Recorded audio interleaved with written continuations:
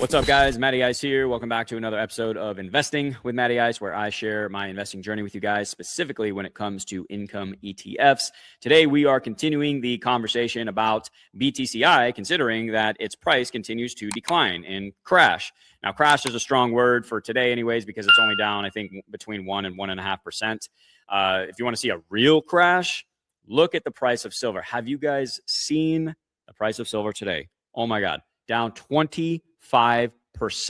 You want to talk about a real crash? That's it. And what's so ironic about that is I literally just did a video about taking profits from silver and rotating that capital into BTCI. Basically, the idea being I'm taking profits on an asset that is significantly increased in price, is massively overbought, obviously, and is likely going to experience a correction very soon, and rotating that capital into an asset that I believe is massively oversold, massively undervalued. Rinse and repeat, right? It's just ironic that today silver is down 25%. That's a real crash. Now, you can make the argument that BTCI has crashed from its all-time high. Here's the weekly chart, right? So if you're buying near its top, then yeah, it hurts a little bit, right?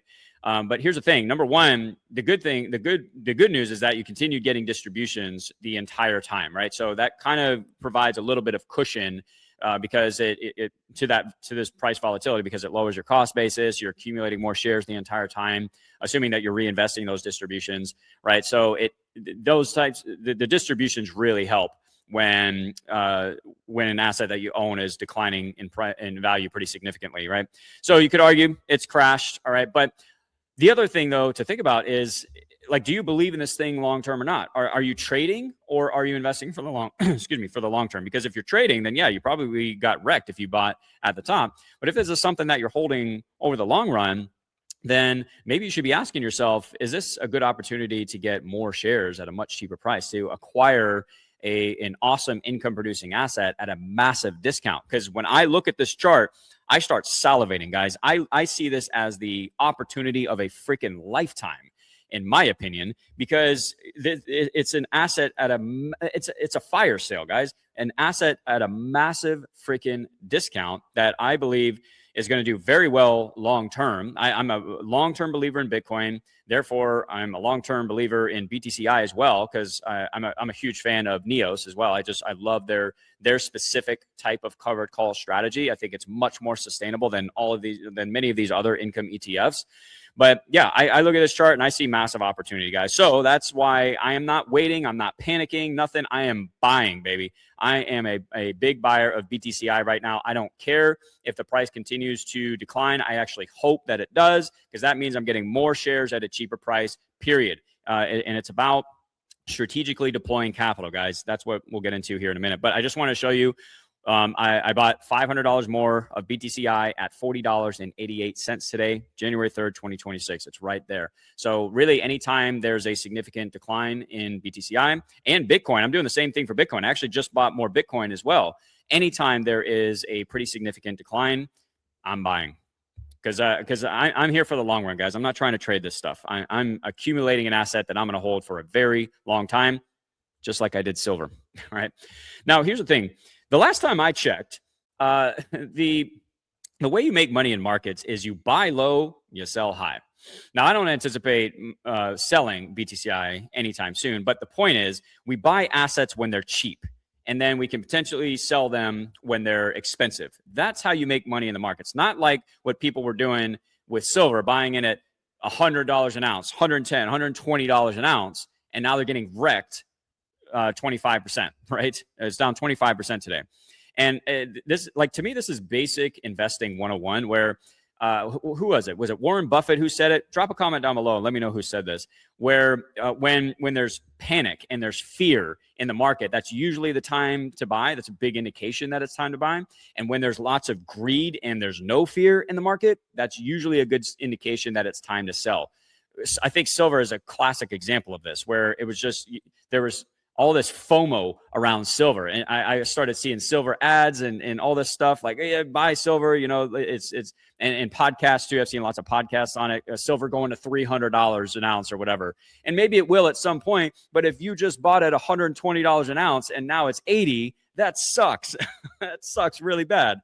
That's not how you do investing, guys. That's how people get wrecked. And this is just basic stuff. So when we flip the script and look at something like BTCI, that it's at its all-time low, well, no, we don't want to be panicking. And in my opinion, we don't really want to be waiting either, because at least to establish some sort of position in this, obviously not deploying all of our capital at once, but this is an asset at its all-time low. It's like a massive, it's like a 50% discount on this thing. Why on earth would I not get excited about that, right? So unless the core investing principles have changed of buy low, sell high, then I think this is a massive opportunity for BTCI personally. And this is the way I think about lower prices, guys. I think of them as a gift.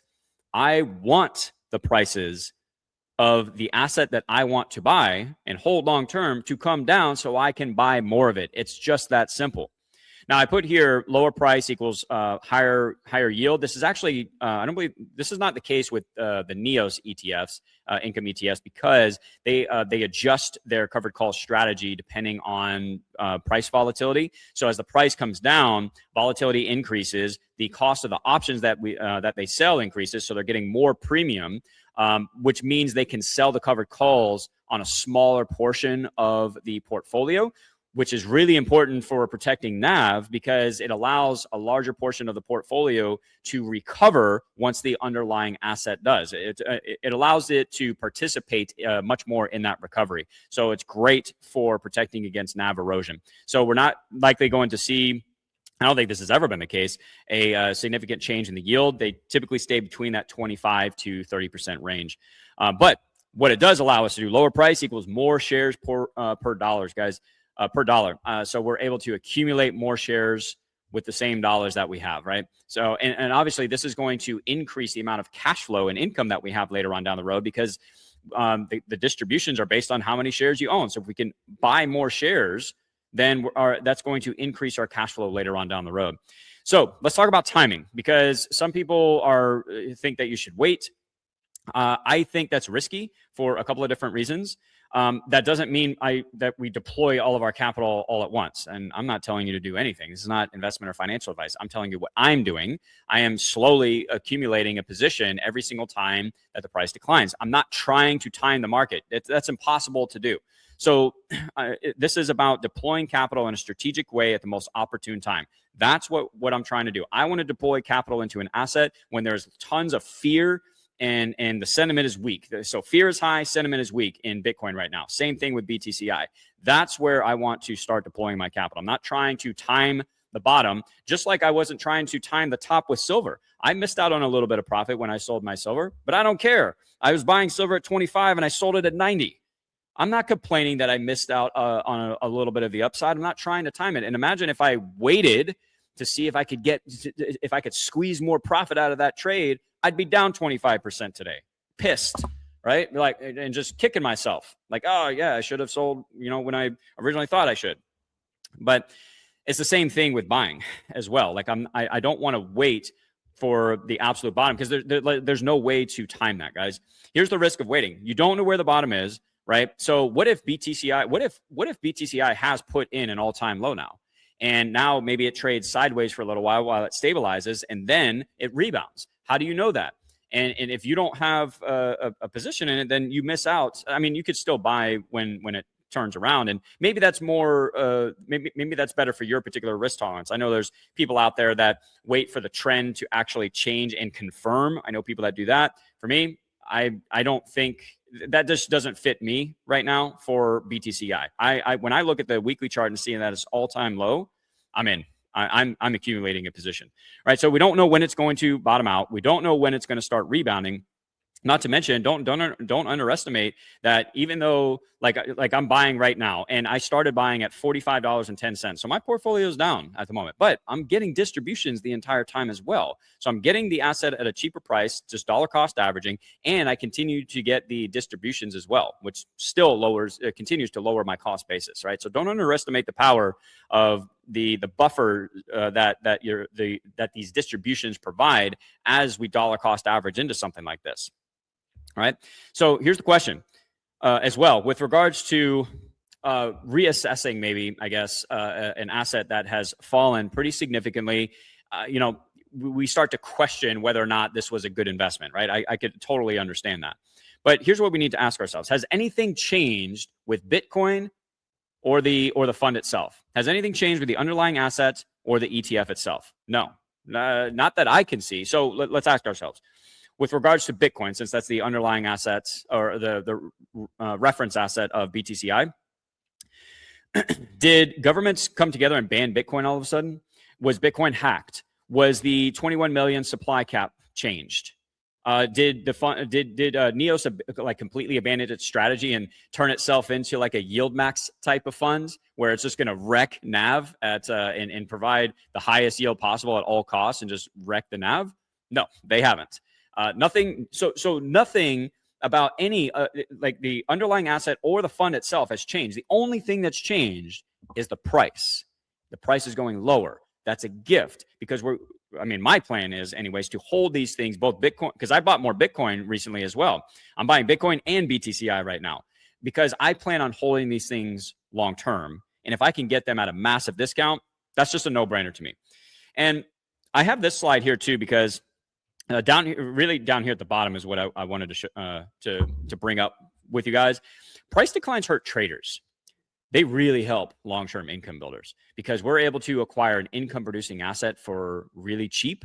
And like I said earlier, that's going to significantly increase our potential cash flow and income later on down the road. So unless you're trading this thing, then this is I think this is a massive opportunity as well. And also, we just to reiterate, the concept of dollar cost averaging and not going all in at once and strategically deploying capital. So I'm scaling, as you've seen in a couple of my videos, I'm scaling into my position in BTCI over time, letting the distributions work for me, right? It takes a lot of the emotion out.